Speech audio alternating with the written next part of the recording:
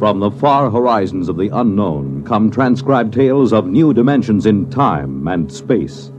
These are stories of the future, adventures in which you'll live in a million, could be years, on 1,000 maybe worlds.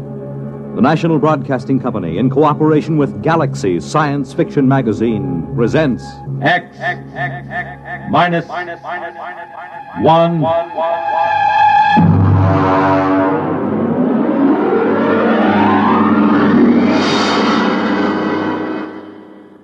Tonight's story, Junkyard, by Clifford D. Simak. The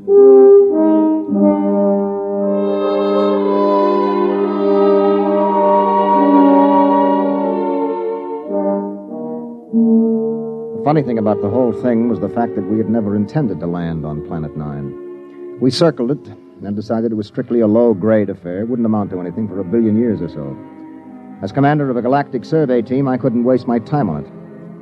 Then my exec saw this junkyard through the telescope. We landed, took a look at a load of alien machine parts discarded by some other spaceship, and then prepared to take off for Earth. It had all been a waste of time. Engine room, MacGyver. This is Commander Warren. All secure? Yes, sir. Very well. Count down for blastoff. Engine room ready, sir. X minus 5. Minus 4. Minus 3. Minus 2. Minus 1. Fire.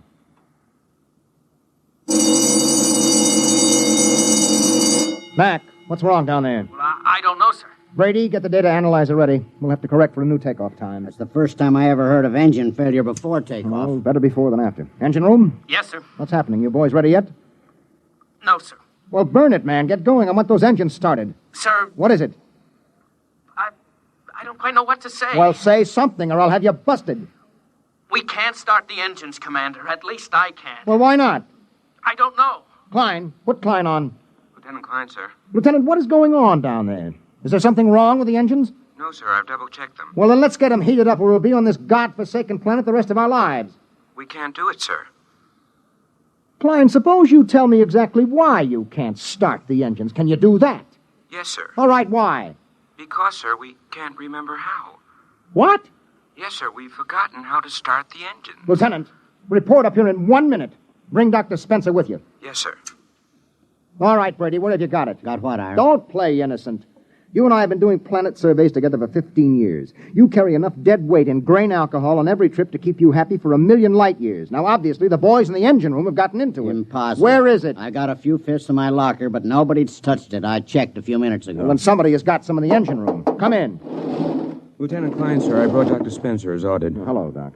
Did Klein here tell you what's going on? He did. How long will it take you to get these guys sobered up? I can't, Why not? because they're not drunk. I tested Klein in my office. Now, wait a minute, Doc. Are you trying to get me to actually believe that these men, intergalactic engineers with years of hyperfission experience, have forgotten how to start the engines of this ship? That's right. You're serious? Dead serious, Ira. Something, somehow, has caused these men to forget how to start the engines. There it was. It fit in perfectly with a lot of other annoying little things that have been happening to us ever since we put down on Planet 9. It was to have been a routine exploration of a low-grade uninhabited planet. Some routine exploration. All right, Klein, now listen to me. Do you have manuals aboard? Engineering manuals? Yes, sir. Take the engine room boys and study those manuals. They'll tell you how to start the ship, won't they? Yes, sir. Okay, get going. Doc, I'd like you to stay here with me and Brady for a minute. Okay. Report back to me, Klein. Yes, sir. Okay, Doc, you're supposed to be an expert on space medicine. What is it? I've never seen anything like it, Ira. Brady? Search me, Captain. I've seen them with space blues, alien psychoses, the works. But I've never seen a disease that could make a crew forget how to start the engines. Maybe it isn't a disease. Okay, what then? Maybe it's a deliberate thing. You mean they're faking? No, I know Klein and the others too well for that. I mean, maybe there's some outside influence. Doc, we've surveyed this planet from top to bottom. We know there isn't a living cell on it. What about the junkyard? What junkyard? Oh, he means that pile of rusty space engine parts we found. The boys nicknamed it the junkyard. He's right. Somebody put it there. Well, we know that another spaceship landed here. We know that from the blast marks on the rock.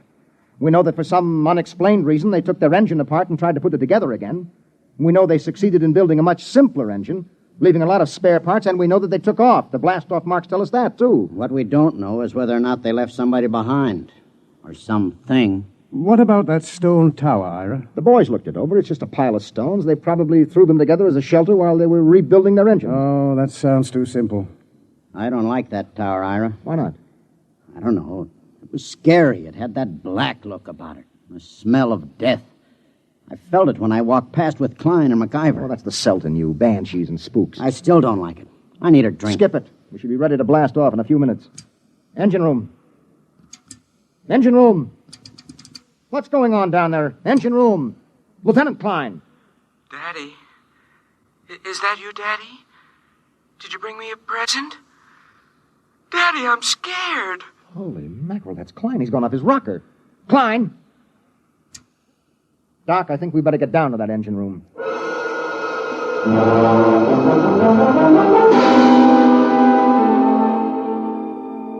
When Doc examined Klein, he found him to have the mind and memory of a 6-year-old. That's it, Ira. Something drained Klein of his memory. And that's as much as I can tell you. Well, that's a big help. Here's the manual he was reading. Well, at least we can follow this manual and get off this stinking planet. Hand it to me. Right here.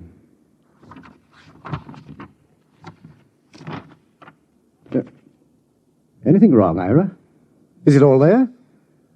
It's all here, Doc. This is the engine manual that tells all about the engines. How they operate, how to locate trouble, how to fix them, how to start them. Well, what is it then? You're sweating like a pig. All of a sudden, I can't remember the symbols. Doc, I've forgotten how to read.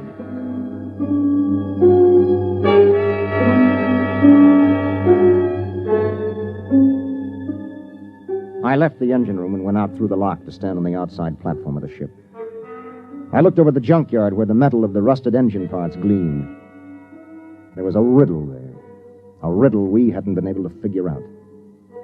Why had an alien spaceship landed here, ripped out its engines, and then put together a simple, less efficient engine and taken off again?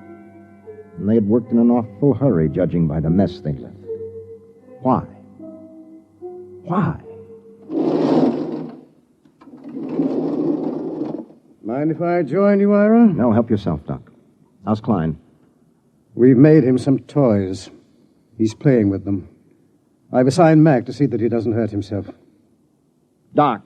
Yes? Have you got any ideas on what's happening to us? Well, man experiences incidents, gathers knowledge, knows emotions. Then, as he grows older, he begins to forget those experiences, forget that knowledge. That's what life is, a long series of forgettings. Here, on 9, in some impossible way, the forgetting is speeded up. It happens overnight. No, there's more to it than that. Well, I'm going back to my cabin and try to get some rest.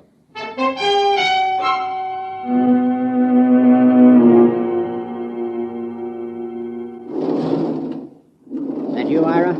That's me, Batters. What gives? We're in a jam. There's been planets I wouldn't mind being marooned on, you know. But this ain't one of them. There's something here, Ira. I can feel it. Yes, I can feel it myself. Maybe we should have looked around more. Klein looked around. Klein was the one found that tower. Bertie, that's right. He did. He said he didn't like it. He said it scared him. In the morning, Bat Ears, we'll go and see that tower.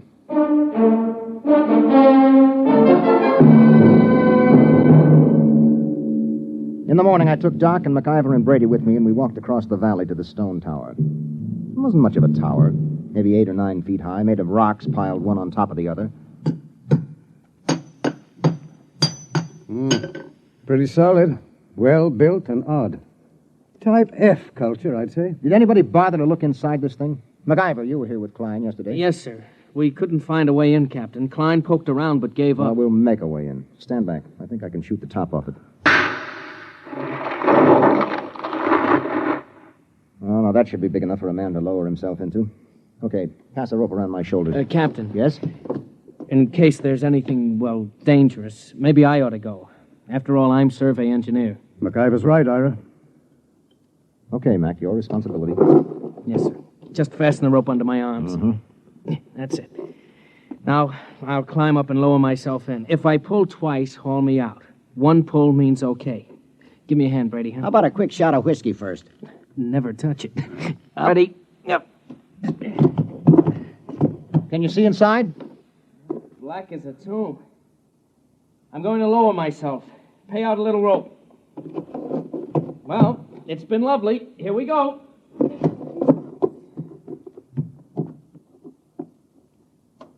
One tug.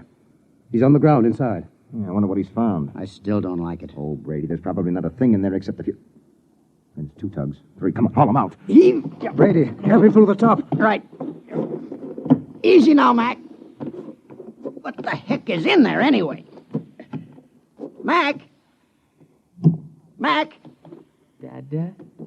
Dada? Holy jumping asteroids. Doc, he's flipped. No, he hasn't lost his mind. He's just reverted to babyhood.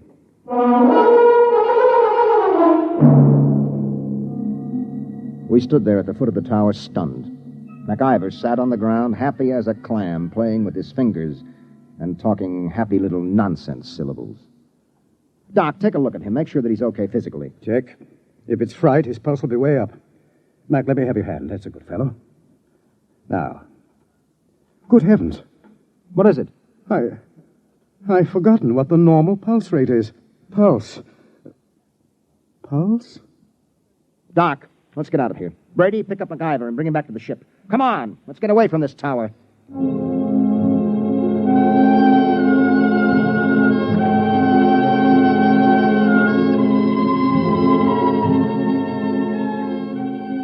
A few minutes later, Brady and I sat in the captain's quarters. He didn't do much talking, just sat and tipped his bottle to his lips ever so often. Well, at least we know in a general way what we're up against. Do we? We know there's been knowledge lost, important information forgotten. Check. Now, that memory, that lost skill, that knowledge went somewhere.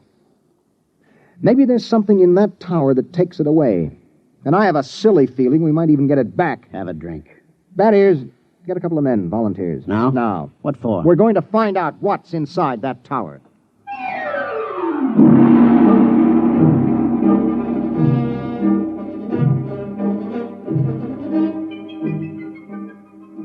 We lowered a rotating infrared movie camera into the tower, took some pictures, and went back to the ship for a look. There was something in there, all right.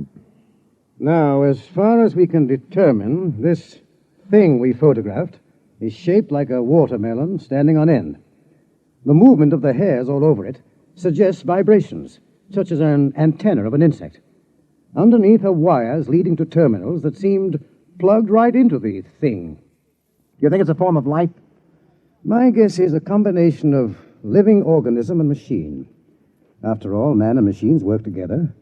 The difference is that man retains his individual identity. Well, since it doesn't locomote, somebody or something must have put it there. Exactly.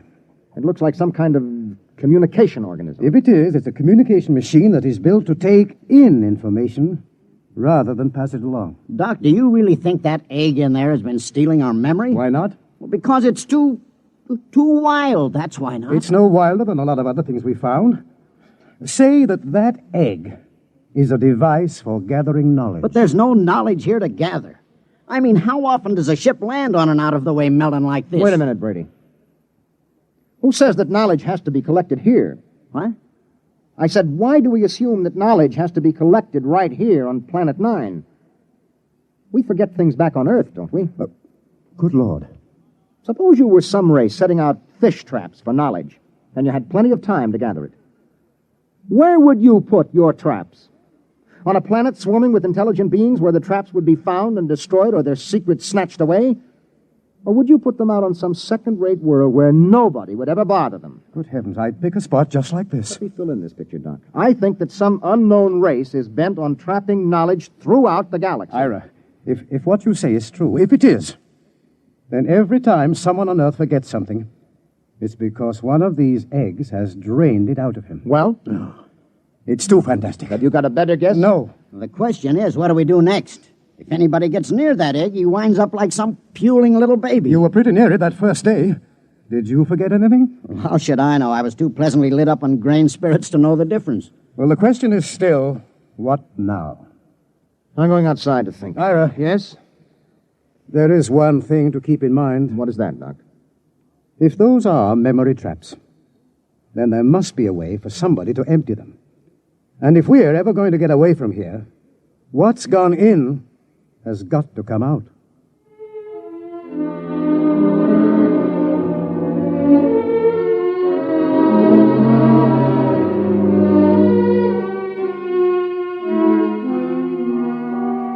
I stood out on the platform of the ship and tried to make some sort of pattern of it. Forgetfulness. That was the key word. All through the galaxy, in every culture, there was forgetfulness. There were lots of learned theories, of course, kinks in the brain, neuroses, data processing. But suppose they were wrong. Might it not be that forgetfulness was caused by thousands upon thousands of these memory traps planted throughout the galaxy, nibbling away at the conscious memory of all the sentient beings that lived among the stars? On Earth, a man forgets slowly because the traps are far away. But here, in their very shadow, a man forgets suddenly. And then another thought entered my mind. What kind of race had set these traps? How did they empty them? How? Brady. Huh? Where do you keep your liquor? Not cheap. Come on, where? It's in my locker. Get it out of there, all of it. Ira. That's a direct order. Okay. All of it. That it? Yeah. I never thought I'd see the day when you pulled rank on me, Ira. If you confiscate this stuff, so help me, I'll never Who forgive said you. anything about confiscating?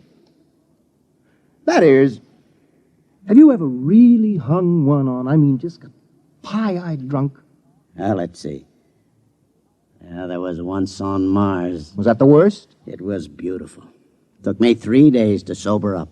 They say I fought off the whole galactic patrol for hours. Well, do you think you got enough here to get that polluted again? I got a pretty good supply, Ira. Well, that's good, because in 1 minute, I'm going to give you a direct order to hang on the biggest, most monstrous drunk in the entire history of the universe. But first you have to volunteer. I volunteer. No, not until I explain why I'm doing this. Ira, this sort of project don't need reasons. It's a pleasure. Let me finish. You know that egg up in the tower? Yeah? The minute you get near it, it grabs your mind, wipes it clean, right? Yeah, And a lead space helmet doesn't shield you, as we saw with MacIver. right. Now, Doc thinks this egg is a kind of communications thing. It must be. Okay, you're a communications man. What do you do when you can't shield a communication? Well, that's easy. You scramble it. Any fool knows. Holy mackerel. Exactly. Are you still game? You think it'll work? I don't know. I think it might. Well, suppose it doesn't. You'd be a babbling infant like Klein and MacIver. If we don't stop that thing, it'll happen anyway. Unless we can remember how to start the engines. Okay, Ira. I'll do it. When do I start? Right now.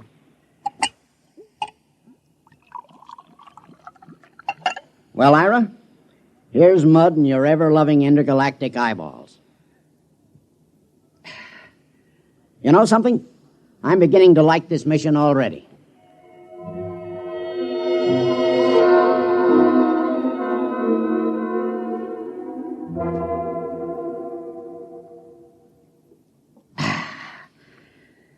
Well, that kills the last bottle. How am I doing, Ira, old buddy? You're not drunk enough. I should have picked somebody like Doc, except he'd probably pass out. I'm not drunk enough, huh, old buddy pal? Not yet. Well, then, in which case, old buddy, I'm going to have to do something I never like to have to do. What's that? I'm going to have to go into my extra special emergency reserve supply. It's a little supply I keep in case of getting marooned on a planet, you know? I don't like to go into it, but in this case, it's my duty.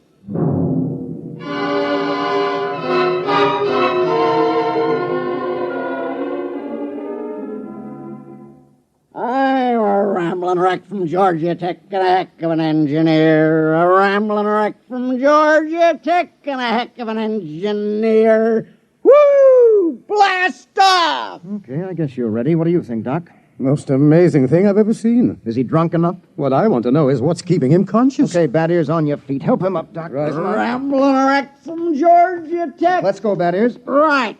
Rambling wreck from Georgia Tech.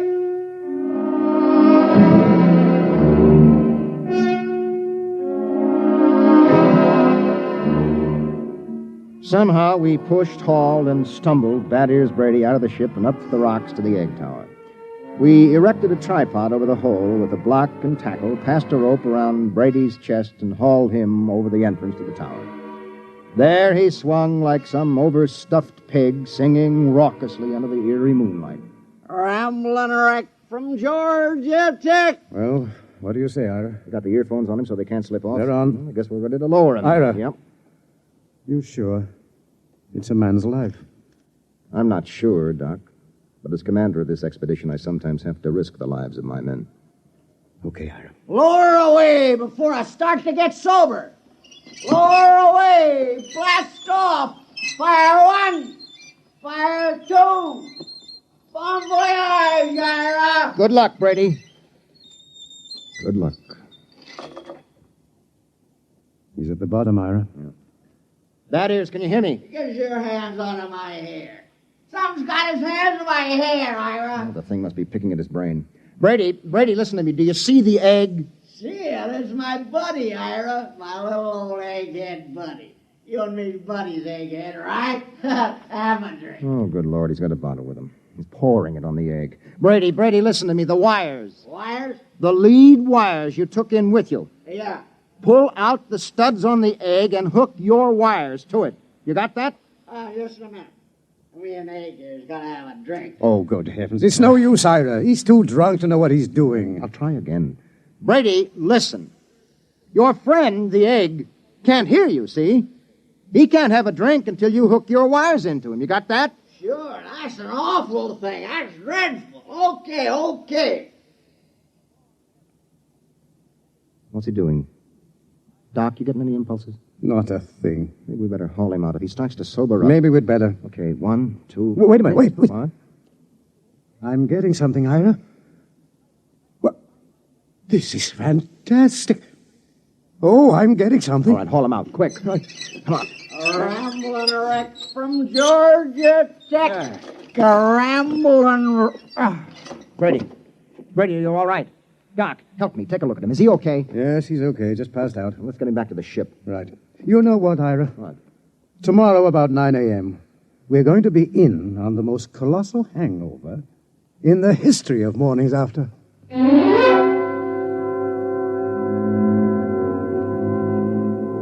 We were in on more than Doc Spencer had bargained for. More than any human being had any business being in on. Oh. Well, Brady, how do you feel? Shoot me. You turned the trick. The tower. You hooked into the egg. The stuff is rolling out now. Doc and the boys have got a recording hooked up. The stuff they're listening in on is enough to set your teeth on edge. What stuff? The information that mind trap has been collecting for hundreds of years. It'll take us years to sort it out, but we're getting some of it straight already. Any of our own stuff? Plenty. Anything on engines? Well, not on our engines. So? We got the dope on the junkyard engine. Mac and the boys are helping to get it assembled. We're ripping out our own engines and just keeping some of the parts. Another junkyard, huh? Another junkyard. The engine we're building now is superior to anything ever built. Pretty handy little gadget, that egg. Only one thing. What's that? Tell Doc if he comes across a good hangover remedy to let me know, huh? Oh.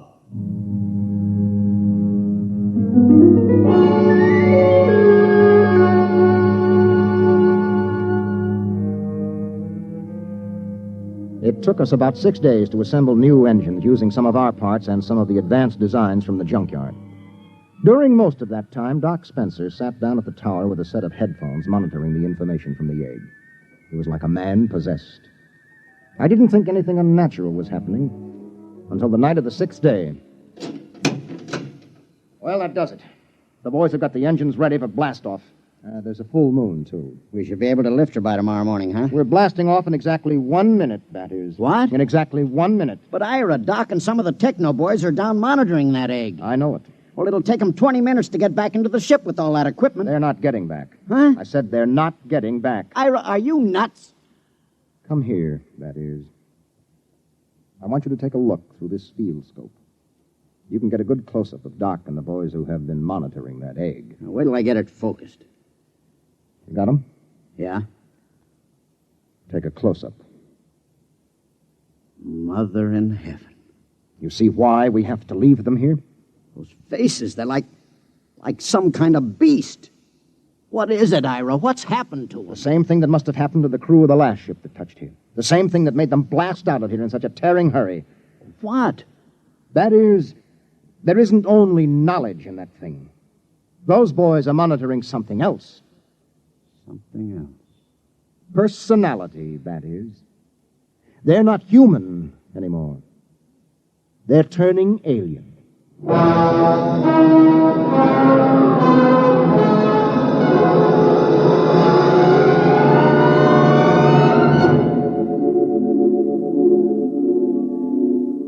They were still there when the ship roared up away from Planet 9 and pointed her silver nose toward Earth. We could see them in the scopes. A group of tiny figures crouched over the recording equipment, their earphones plugged into the egg. They didn't even look up when we blasted off. They were no longer human now. They were something else. Something 1,000,000 light years old and of another world.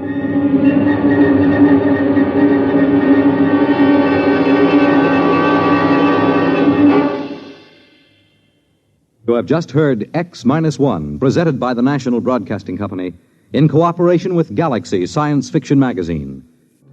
Your announcer, Fred Collins.